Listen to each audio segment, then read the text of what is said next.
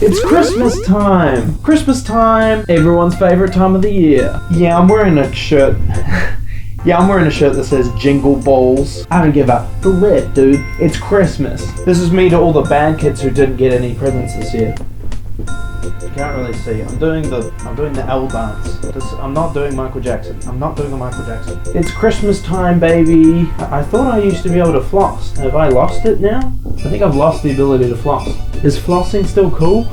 It's Christmas time. It's the most Christmassy time. What do you mean I missed Christmas?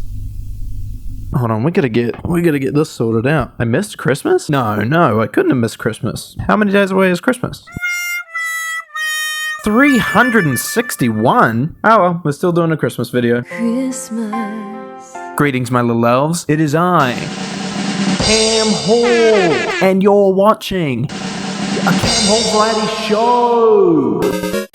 That's right, baby. We're international now. We got New Zealand viewers and UK viewers. Yeah, it's the people who I've met over here. Doesn't matter. On with the video. Have you ever wished that Lord of the Rings had more festive spirit? Is Game of Thrones not Christmassy enough for you? Do you dream of a reality where it's Santa that rides Toothless, not Hiccup, in How to Train Your Dragon? Well, wish no longer, as I've stumbled across a movie that will fulfill all these wishes for you and more.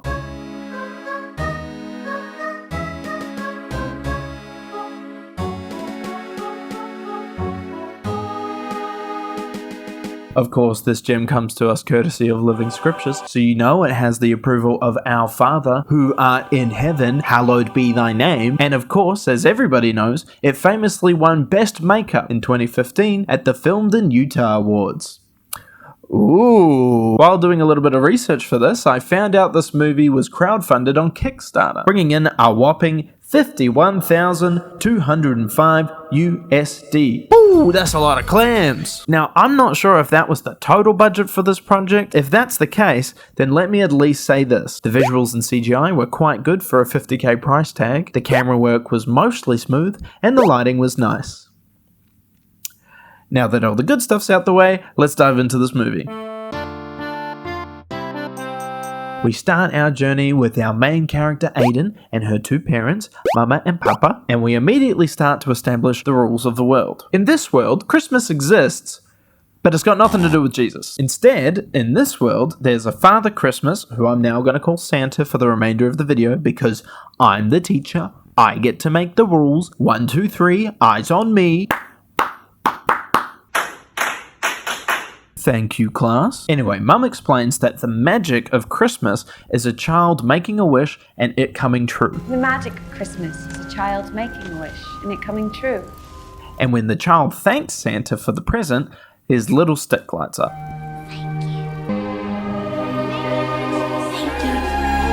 Which gives him the magic of Christmas, which he needs to do Christmas on Christmas. Christmas, Christmas, Christmas. Christmas. Anyway, then we cut to Aiden playing with the kite that Santa got her, when suddenly a group of rapscallions pulls up on the group. There he is. And we find out that they're local tax collectors, here to collect the yearly tax. Taxes. But Aiden's parents ain't giving in that easy. I'm not giving you anything. Hell yeah, brother. Stick it to the man. Rage against the machine, I say. Anyway, that goes about how you'd expect. Arrest him. He needs some milk! So after a little bit of a tussle, he gives in and agrees to pay the taxes. All right, I'll get the money. But then the tax collector changes her mind and decides that she's just gonna arrest them all. Get them in the wagon. So Aiden takes off, only to be pursued by two of the tax collector's goons, and as she's running away, she falls into a ditch.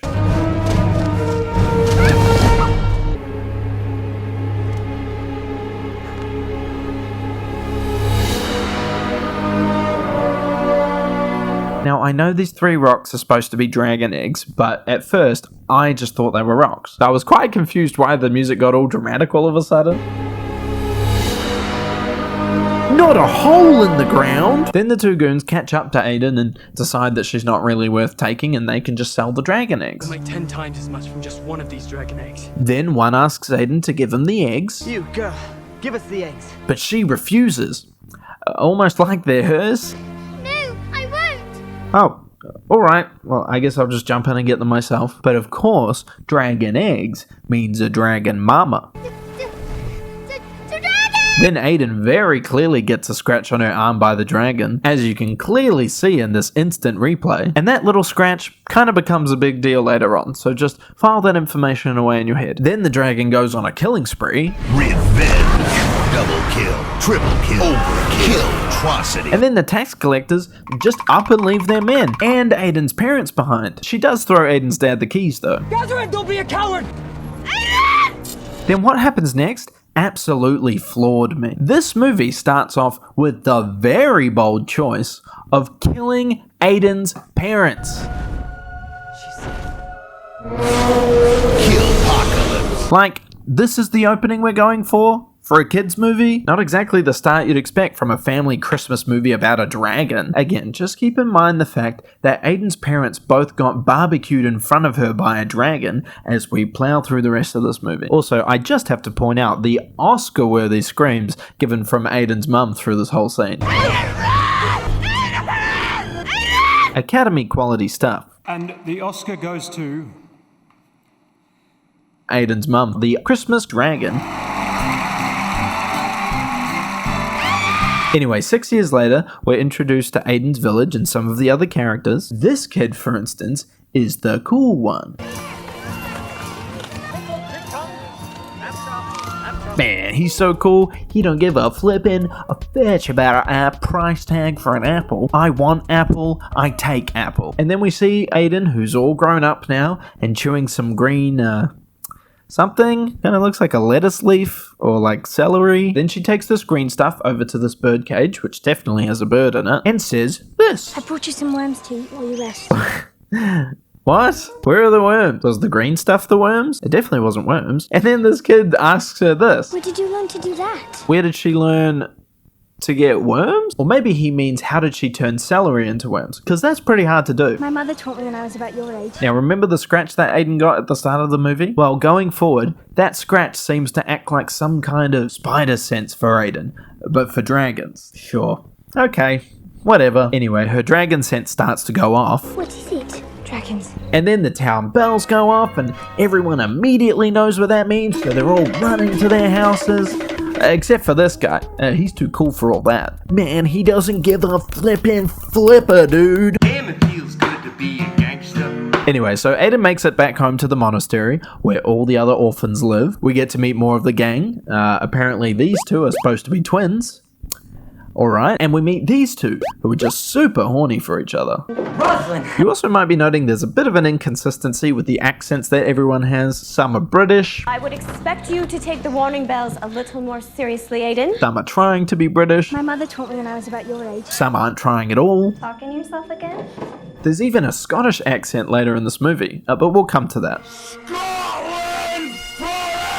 Anyway, at the dinner table, Aiden brings up Christmas, and all the other kids have no idea what she's talking about. Father Christmas. Who? Who's Father Christmas? Aiden starts to explain. He's real, and he's wonderful. But then Loverboy here jumps in and decides to mansplain it to everyone. Aiden's right. Well, at least partially. Yeah, Aiden sort of has an idea. She's close. She's really close. Why don't you let me take it from here? So again, we learn that in this world, Christmas has absolutely nothing to do with Jesus. Instead, it just started out with some guy making a list of all the ripe children in his town. Oh, sorry, all the good children in his town. But Lovergirl over here is a little bit suspicious of the story. And just how does he travel around the whole entire world and visit every child in one night? How indeed. He uses magic. Really? What do you mean, really? Is magic really such a far-out concept? You live in a world with dragons. Anyway, now it's the next day and the orphans are out in the woods and they're still talking about Santa. We need to show Father Christmas that we believe. You don't have to. He can see it in your heart. Oh, okay. He can already see it in your heart, so there's no need to do anything. What if we made him something? You don't have to. He can see it in your heart. We should make him a wreath. You don't have to. He can see it in your heart. I'm gonna look for some leaves and holy berries. So Aiden does just that and goes to look for some twigs and berries. When suddenly... Jesus Christ. She gets creeped up on by an elf who tells her there's not going to be a Christmas this year. There is not going to be a Christmas, child. Also, I can definitely see why they got that Best Makeup award. I can hardly see the seams at all. So this elf explains that the reason there isn't going to be a Christmas this year is because the magic of Christmas is gone. It's gone. What's gone? The magic. He explains that the magic being gone is making good things turn bad, including himself. I know. I'm not pretty. I was once. Yeah, well, I'm sure you were a real looker in your village. What happened to you? There's a darkness in the north. Father Christmas is dying. He sent us. Find the magic. How quickly the elves were turning. So basically, there's this ominous darkness in the north, which is killing Santa, and so he sent this elf to go and find the magic of Christmas to push back the darkness. Like, everything's so vague. Like, who even knows what we're actually looking for? Is it a special rock? Is it like a spell? A goddamn magical gnome? Like, what are we looking for here? He also explains that the only reason he even made it this far was something that he has called a waystone. I only made it this far because of this. What is that? It's a waystone. And then he just hands it over to Aiden, even though it's the only thing keeping him alive. Once you take it, there will be nothing left to keep the snarl from taking me. Fantastic. Also, he mentioned something called the snarl. And no, I'm not saying snail in an Aussie accent. I'm saying snarl. S-N-A-R-L. Very good, class. Again, it's just another ominous thing that you're going to have to file away for later. So this elf tells her to find the magic and follow the waystone. Find the magic. And then what he said would happen happens, and the darkness overtakes him. Rather quickly, I might add. Aiden does just that with her homies, and they all run back to the monastery. Animal! And then Aiden explains the whole shebang to the group. So you met a real live elf? And he told you Christmas wasn't coming back this year. Unless you use this crystal to find the missing magic. Well, he called it a compass, but yes. Well, actually, he called it a waystone. So Aiden explains that the gang have to follow the rock and find the magic and save Christmas, but not everyone's on board with this plan. You know what? You're more than welcome to do it. Alone. No one invited you anyways. Boom. Roasted. And then Sister Lenora comes in and busts the group. What are you all up to? Why are you all in your bedroom? Where you're supposed to be? Also, quick side note, Sister Lenora is Charlie. Hashtag only real ones know. Then the kids wake up the next morning in the same clothes they were wearing the day before. I mean, I guess it kind of makes sense. If you're an orphan, you probably don't have a lot of clothes. You probably only have one outfit. But what definitely doesn't make sense is that they wore their shoes to bed. Then they head out and they have this goofy sneaking section where one of them knocks over a cup and the guy woke up, but not really. But then there's a knock at the front door and they have to go back in the room anyway. Then Garrett says that he knows another way out. I know another way. And they just climb out the window. So why didn't they just do that in the first place? Anyway, it turns out the person at the door were the tax collectors from the start of the movie. Then, while the others are leaving out the window, Garrett starts to have some second thoughts about leaving his princess behind. So he tells the others to go on without him. Go on without me. Gary, no, we can't go without you. Promise me you will. Promise. That didn't really take a lot of convincing. You have to go on without me. I can't. Do it. Alright. Then it's implied that the evil lady takes Garrett. I wonder if that's going to come back at all. Then the group run the whole way into the woods without realizing Garrett's not with them. Where's Garrett? Ada makes it sound like he died. He didn't make it out. And then the gang sets off on their magical journey. Huzzah! As soon as the group starts off their journey, they're immediately disturbed by a rustle in the bushes. Probably just a squirrel or something. Yeah, a squirrel. But we should stay together, just in case. What? Were you going to split up? Yeah, you should stay together. No doy, you're in a forest. Then they find the source of the rustling. Don't think we're alone in these woods. Oh, really? What gave that away? Anyway, to cut to the chase, the boys manage to trap the person who's walking around in the woods, and it turns out to be our favorite lover girl, Rosalind. Rosalind? Let me down! After letting her down, the group says that they're heading north, and Rosalind says that she knows a faster way. Well, if you want to go north, I know a faster way. She says that the gang can use the river, and so she takes them to a boat that Garrett uses to help some guy bring in his fish. Garrett used to help Old Man Husker haul his catch from here to the market. But then also says that no one's used it in ages. Look at this thing. Hasn't been used in months. maybe even years. So which is it? Does Garrett and his old mate use it, or has no one used it in years? For anyone who's like an advocate for AI generated things, this is what AI generated movies will be like. Anyway, then the gang sets off in the river and one of the twins gets hungry. Is it lunchtime yet? So one of them tries using a rope and a hook to catch some lunch. You could do a lot with stinky cheese. And as soon as he puts it in the water, something yanks him out of the boat. There's something in the water. Anyway, the group managed to pull Mans back into the boat, and then Cool Guy pulls out a harpoon, not sure where he was keeping that, and then the whole squad gets dumped into the river. But despite there being a giant ass serpent circling around them, they all make it back to shore safely. That went well. Then after a good night's rest and a long ass travelling montage,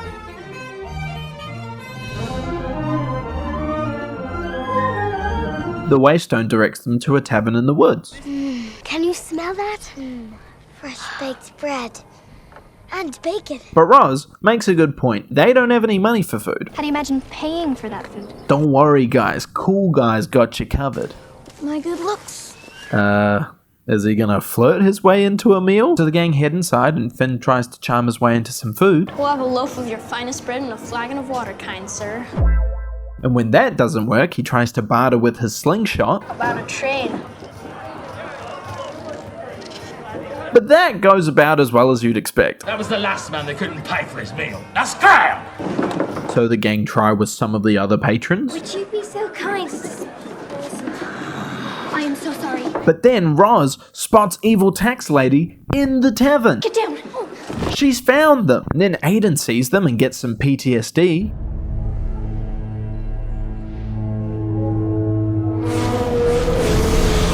Roz and the gang get up and the evil tax lady immediately sees them. I know you. And then Roz starts a fight so the group can escape in the chaos. But not before the twins grab some food for the road, like some cheese and an apple and a whole ass rotisserie chicken. Then Aiden gets grabbed by the tax lady, but gets saved by Roz, who just Hulk shoves her away. Damn, these kids are pretty strong. Then Aiden drops the Waystone, which rolls over to the thief's cage. He picks it up and seems bewildered that Aiden has one. Where did you get a Waystone? Also, this was the Scottish accent I was talking about. Remember? From earlier? Anyway, he says that if Aiden can break him out, she can have the stone back. You get me out of here, kid, and it's yours. So she grabs a nearby knife and they use it to break the lock. Then the group all run out together and just get in some random guy's wagon. Then the gang take off with the tax collectors in hot pursuit. Then we get a chase scene, a Wilhelm scream. Okay, I love this movie now. Even the kids are helping fight off the villains. Then they all decide to start throwing their food at the villains, not like you might need that later. And then, only after throwing apples at them, do they decide to use Finn's slingshot. Use a slingshot, Finn. Who, by the way, is a crack shot. Like, he's hitting headshots while being on the back of this very shaky car. Then, after knocking only one of the pursuers down, the pursuers are all just gone. The group decide to come to a full stop and run the rest of the way on foot. Quick. What is going on? Not here. What is going on indeed, Finn? So then they all run off into the woods, but Aiden stops them and demands some answers. I want answers. All in good time. Which is fair enough. I mean, she deserves some answers. Like, who is this man? And how does he know about the Waystone? And how is he... From you. Who? Oh, damn, what? Anyway, long story short, Roz knew that the tax collectors were after the group, but they're not after the whole group. They just want her because she's been bidded out to them as a laborer and she's a runaway. Honestly, like, does anyone even really care? Like, it's supposed to be this big plot twist reveal, but, like, who even really cares? Then the group set up camp for the night and start tucking into their dinner. Block of cheese. And Eric is just so captivated by the Waystone. So an elf gave you his Waystone just like that? Yeah, pretty much just like that. So after a little more rock talk, Eric tells the group that the magic of Christmas is this little orb that goes on the top of Santa's stick. Father Christmas's magic comes from an orb. Fantastic. It only took us 45 minutes into the film to figure out what we were even looking for. Also, I just have to point out that we are almost an hour into this movie and we have yet to have seen, heard about, or have even mentioned any kind of Christmas dragon. This movie should have been called Finding Santa's Balls, because that's all we've been doing up till now. Anyway, Eric explains that somehow he got the orb, and then he lost it in a bet to an ogre. An ogre? He stays just vague enough about it though, so we don't really learn how he managed to get the orb in the first place. Bro, is he gonna end up being like the son of Santa or something? Then the group make plans to find the ogre and get the orb back, and Finn drops this banger line. I know we should be rationing this, but if we're going after an ogre, I'm gonna need my strength. Haha, good one, Finn. That's going to be especially funny tomorrow at lunchtime. So then the gang goes over to the ogre's cave, which is A, in the same place it was when Eric lost the orb, and B, nearby where the group already was. Then they hatch a plan to lure the ogre out of the cave so they can run in and grab the orb. I have a plan. Do you know what ogres like to eat? Goat! Goat! Eric tells Roz to make a signal noise in case the ogre comes back. Remember the signal, in case it comes back. I can do it. And then the group spring the plan into action.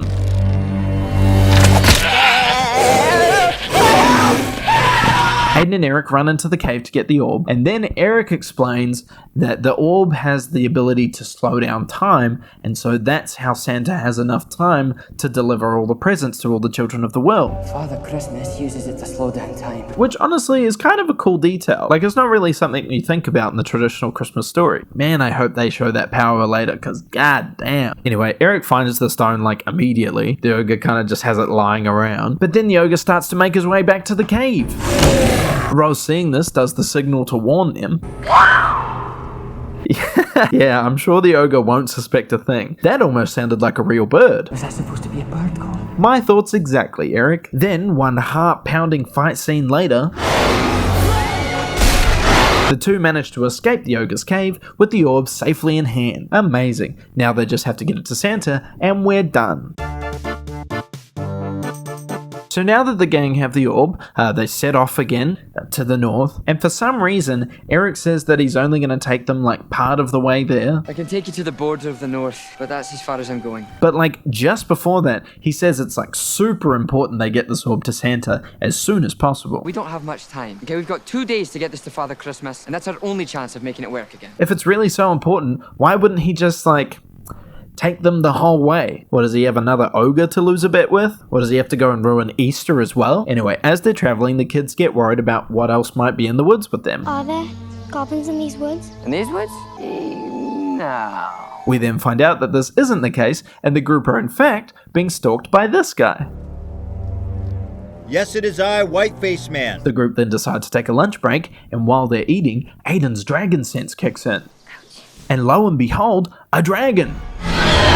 That's like right there too. But the group don't really care, and instead they just kind of stare at it. Maybe this is our Christmas dragon? Oh, I guess not. Also, what did it get shot with? Like a missile? Why did it explode? Then for some reason the group all run towards the fallen dragon. Wait! Who I'm sure will be very level-headed and calm after just being blasted out of the sky. So the group run over to it and...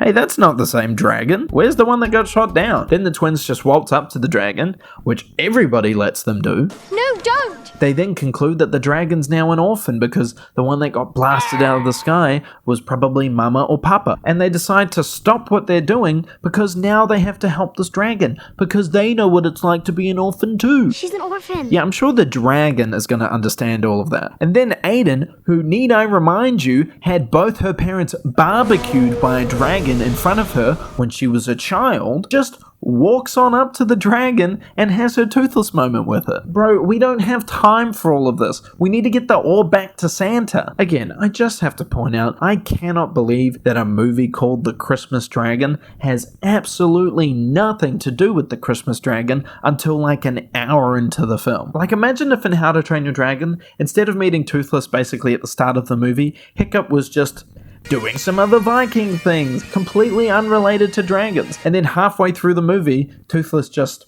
rocks up. It's just so bizarre. Anyway, Eric rightly points out that the hunters are going to be back any time now to check if the dragon's dead. Those bandits will be here any minute to make sure that that dragon is dead. But Finn has an idea. Aren't the bandits too scared to come into the woods? What about the goblins? The only problem is there are no goblins. Yes, There are. Oh boy. So the gang proceed to dress up like goblins, which only really means putting a couple pieces of bark on their face. Look at that image and say goblins aren't real. You can't. And set out to stop the hunters from getting to the dragon. They drop a bee's nest on them Hunger Games style. And get a few others with some traps that they've set up. And Roz just straight up pelts one with a rock. So far, none of this plan has really had anything to do with the being goblins part of it. Like, they could have just done this without dressing up like goblins. Anyway, a bunch of slapstick later,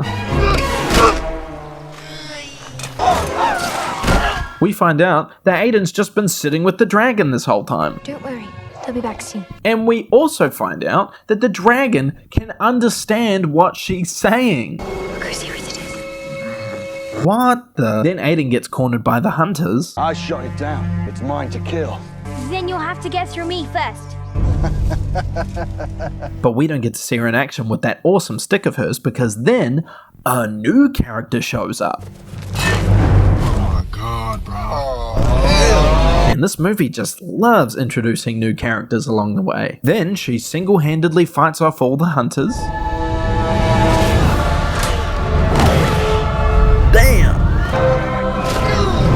Damn, get him! Our woods, our dragon. And then they all just get up and run off. Wait, does one of them have arrows hanging out of him? When did that happen? Anyway, then the rest of the gang catch up with them, and it turns out Eric knows who this is. Selwyn? Ooh, not off to a great start. That's for leaving. That is for not saying goodbye. Yeah, that seems fair enough. And that Oh! is for stealing the orb borealis. Anyway, so it turns out that Santa's blue ball is actually called the Orb of Borealis. Aurora Borealis? And then, huge reveal, Eric is the son of Santa. Which apparently was stolen from Father Christmas by his son. Oh my god! Okay, so the next few minutes of the movie are kind of just explaining what's actually going on, because everything's been so vague up till now. So I'm just going to boil it all down into a nice little soup for you guys. 3, 2, 1. So Santa's ball can slow time, but Eric thought that maybe it could reverse time. So when Eric's mother died, he tried to use the orb to turn back time, but that didn't work, so instead he just stole it and lost it in a bet with an ogre. Okay. Anyway, not only does the orb slow time, but it also keeps some mysterious, spooky, dark, voodoo mama juju magic power called the Snarl at bay, which is now spreading through the north and making everyone ugly. Also, the north apparently needs the orb to function because it makes time in the north go slower, which is necessary for some reason. And because time goes slower in the north, that makes Santa like 1,000 years old. You confused yet? This movie was supposed to be about a Christmas dragon. Anyway, after all that, Selwyn says that the gang are running out of time. There isn't much time. Even now, it may be too late to save Christmas. For people who keep saying that there isn't much time to save Christmas, they do sure spend a lot of it dicking around. Selwyn then says that everything should be alright if they just give everything back to Santa before Christmas Day. There's still a chance, Aiden. But we must return the orb back to Father Christmas. I was afraid you'd say that. What do you mean you're afraid she would say that? That's what the whole movie's been about. Anyway, finally, the gang wastes no more time getting back to Santa and... Wait, they're all just gonna sit around again? So it's the next day and the gang are getting ready to leave and Aiden is talking to, her dragon now, I guess. You'll be safe here. You've plenty of food and water. Stay off that wing. No flying. You need your rest. This doesn't even really make sense. She should be petrified of dragons. But then Elf Ears over here says that they've created a sacred bond. You've created a sacred bond with her. How though? She literally hasn't done anything. All she's done is pat it on the nose and told it not to fly. No flying. Maybe something happened with the dragon while everyone was sleeping. We are mated before Ewa. Anyway, the gang sets out north, like for a while. This is a long ass traveling montage.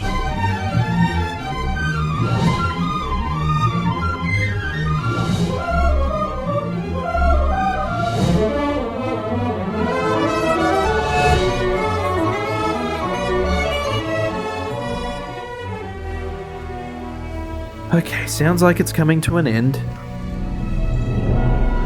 Oh my god, it's still going. Then the squad finally make it to the border of the north, and I'm guessing that this fog stuff is supposed to be the snarl. I honestly don't even really know why it's called that. Then, as soon as they get into the woods, they run into some actual goblins. What do we do?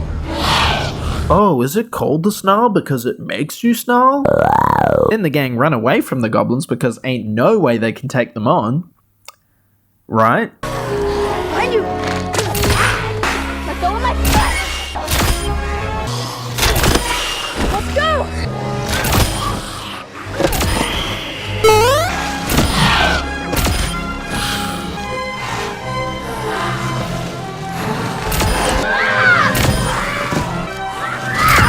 I honestly don't know why these kids ever run away from anything. They basically have superpowers at this point. Anyway, then Saywin is out of time. I'm out of time. And Aiden and Roz get cornered by goblins.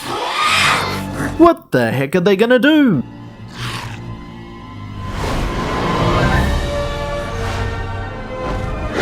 Oh my god! Thank God, the title of the movie is here. And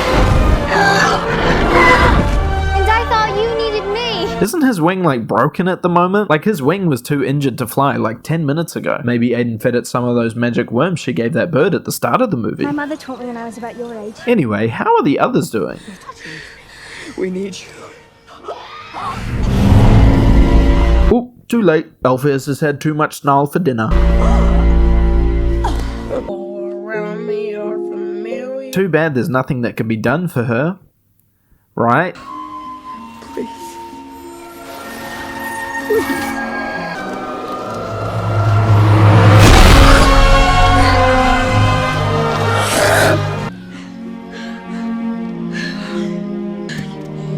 You did it! You used the orb! Huzzah! Eric has used the orb to... Wait, what exactly did he just do? Like, he put it up, he said please, and then the orb kind of farted, and now the goblins are running off, and Serwin's okay. You did it! Yeah, alright. Sinners! Disgusting. Disgusting is right, my brother in Christ. We stay in virgins out here. Feed card for life. Anywho, time is ticking and these fellas still need to get Aurora Borealis back to Santa. The sun is already setting. It's Christmas Eve. How will they get the orb back in time? Oh boy. I see the end of the snarl! Follow us! Wahoo! What are we waiting for? Yeah, come on guys, let's follow the drag. Oh, and they're gone. It turns out kids can't run as fast as a flying dragon. Thank you! Oh, never mind, I guess they can. I'm just gonna assume that this is where Father Christmas lives. This is where Father Christmas lives. Ah, lovely, cheers. So I guess when they said that Santa lived in the north, they didn't mean like the North Pole, they just meant like north of their town. So the squad go inside and they find a dying Santa. His son very slowly approaches him. Father? And then first tries to get his attention. Father? And then starts blubbering about how sorry he is. Father, I know how angry you must be. My bro, he can forgive you later. Put the orb on the staff. Did I know that there is nothing I can say to fix the damage I've We don't have time for all this. Put the orb on the staff and save your dad. But I am sorry. Okay, that's great. Now put the orb on the staff. Finally. Did it work? Why isn't it working? It was our last hope. That's it? I can't believe we came all this way for nothing. You're telling me. Christmas is lost forever. Well, I guess that's it. No, it can't be lost. Oh? But we already know that the magic, it's not completely gone. Well, that's right. Aiden's mother did say that the magic of Christmas was a kid making a wish and it coming true. And as it turns out, the group's wishes did come true. We got our dragon. My wish was to be free from the life I would have been forced into. And I guess that came true too. I guess my wish came true a long time ago. And what was that? A family. Sure. I mean, even with all those wishes, look, my father has presents though. Damn, I know. Even after 4 whole wishes. Like, come on, Gramps. Like, come on. It's time to wake up, boy. Your nap's over. So with Santa still fast asleep, the group decide the only way they can save Christmas is if they do Christmas. And I know what you're thinking. Cam, how are they gonna do Christmas for all the kids of the world? Well, they aren't. They're just going to do Christmas for their town and hope that that's enough magic to wake Santa. And again, I know what you're thinking. Cam, how are they going to pull the sleigh? How are we gonna pull the sleigh without magic? Yes, how indeed.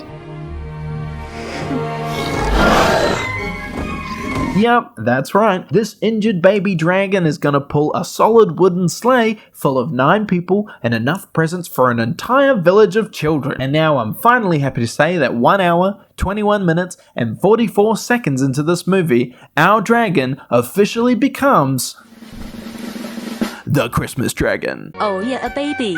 Christmas dragon in the house. Christmas dragon in the house. You can go!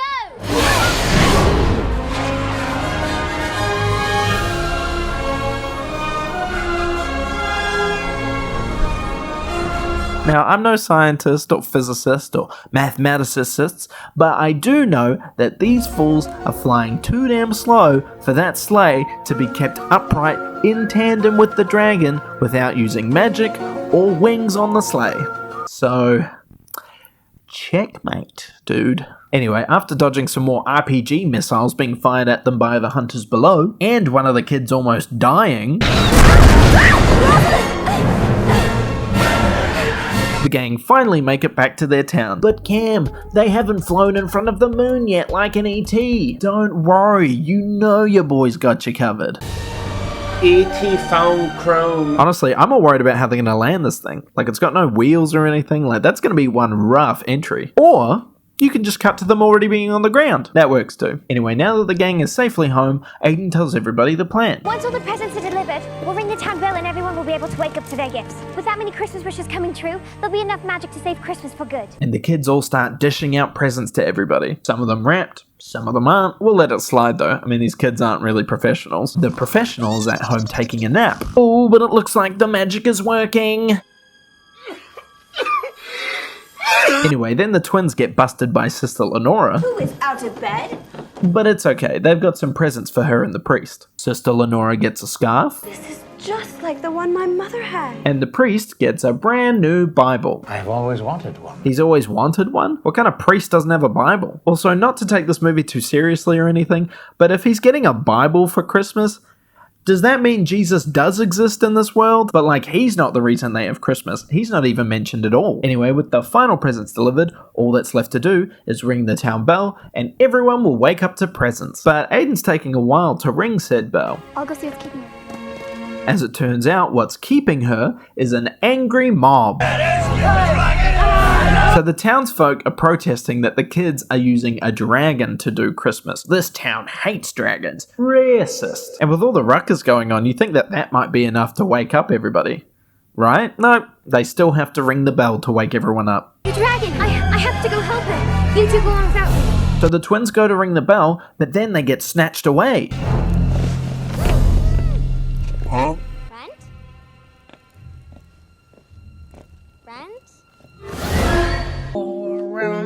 Anyway, back at the mob, Aiden is trying to calm everyone down. This dragon is made for us to kill. There's no need for violence. It's Christmas. Christmas or not, that's a dragon. Yeah. I know all too well about the danger of dragons. It was a dragon that took my parents from me. But I was able to look past my fear. Yeah, quite easily, I might add. If we don't hurt them, they won't hurt us. Well, that wasn't really the case for your parents. But go off, Queen. Meanwhile, Roz walks in on the twins tied and gagged, and they tell her to ring the bell. Ring the bell. So she goes to ring the bell, and oh my god. Well, well, well. Looks like our Christmas wish came true. Hey, anything to help Santa, right? Then this guy pulls a crossbow on her, and then Roz takes it from him.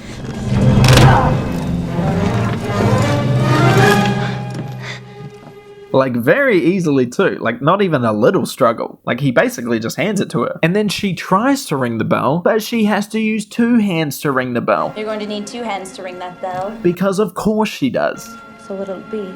Save yourself or save Christmas? Oh, come on. So obviously she rings the bell and she saves Christmas and gets taken. I also just realized that this is the same bell that the town uses to signify when a dragon is attacking. Hopefully no one gets confused. So the bell rings and the children wake up to their presents. Christmas is saved. Grandfather, look, for Christmas. Grandfather, look, Christmas.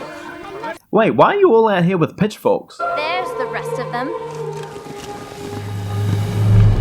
Oh, that's right, the tax collectors are still around. I don't know why they don't just leave after they get Roz though. Like, they got what they came here for.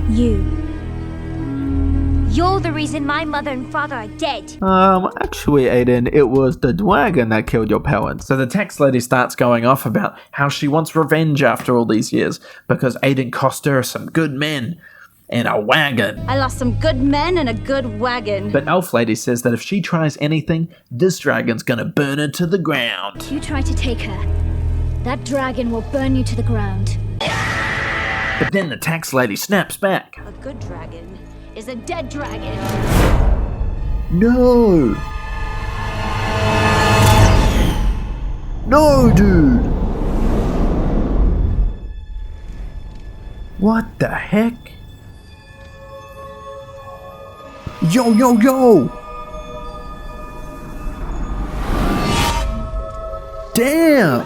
Father Christmas? You're damn right, Aiden. Santa's in the flippin' house, dude. Oh yeah, a baby. Daddy, Christmas in the house. Gazaret, born tall, for your treachery, your thievery, your dishonesty, and most despicably, your attack on these children, I find you guilty and sentence you. To what? What are you gonna do? You are both banished. I sentence you to banished. Leave this land and never, ever, ever return. Like, ever? Is Santa the government? Like, maybe we should ask the mayor first about all this? Anyway, now it's time to wrap this puppy up. The villains leave. Shame on you! Santa forgives his son. All is forgiven. Santa thanks the kids. My sincerest thanks. The kids are sad now because they gotta go back to being orphans. I just thought after all this, we wouldn't have to go back to the orphanage. Santa says the kids can stay with him now. That's not your home anymore. Your home is with me now. I mean, yeah, I guess that's fine. I mean, he really loves kids, so... But, like, so did Michael Jackson. That's all I'm saying. Can I have one more Christmas wish? Yes. We can pick up Garrett along the way. Oh, that's right. Garrett's still missing. I totally forgot about him. So they go and get Garrett. We don't really see how, but honestly, who cares at this point? They scare some bandits. The happy couple sin again. The dragon almost crashes into everyone, and that's the end. At least the credits aren't in Comic Sans. But honestly, I'm not too sure this font's much better. And so concludes our whimsical tale filled with magic and woe. For a movie called The Christmas Dragon, I was expecting that dragon to be a much bigger part of this movie. Like, I was really expecting a How to Train Your Dragon sort of thing, but it all ended up being such a tiny part of this very confusing movie. One thing is for sure though, they definitely deserve that makeup award. Well, that's all for now, folks. Thank you so much for watching. I hope you had a Merry Christmas. I hope you have a Happy New Year. But most of all, I hope your parents don't get killed by a dragon. Bye! Jingle bells, jingle all the way. I hope a ton of this